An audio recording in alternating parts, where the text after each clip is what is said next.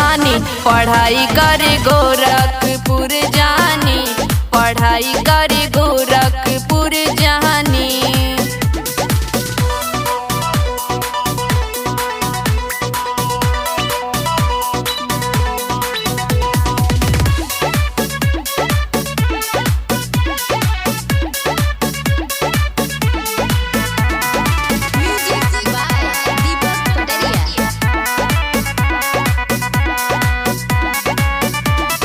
लगा के अखियां में काजल, पहिरी पावे छागल, चली ले छनी कहावत हो।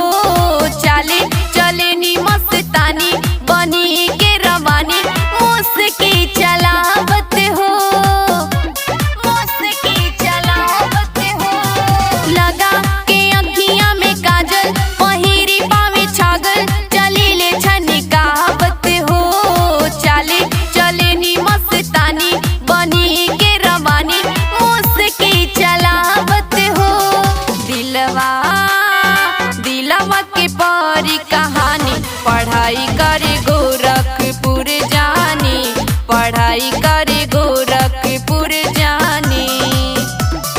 भोरे भोरे भोरे रोज नहानी, पढ़ाई करे गोरखपुर जानी, पढ़ाई करे गोरखपुर जानी, गोरखपुर जानी, गोरखपुर जानी। पढ़ाई करे गोरखपुर जानी।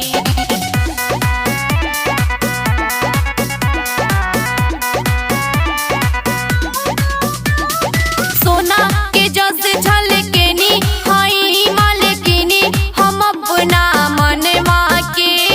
हीरा के जस सजौनी, केहू से ना छुअौनी हम अपना तनवा के, हम अपना तनवा के। सोना के जस झलकेनी, हई मालकिनी हम अपना मनवा के। हीरा के जस सजौनी, केहू से ना छुअौनी हम अपना मनवा के।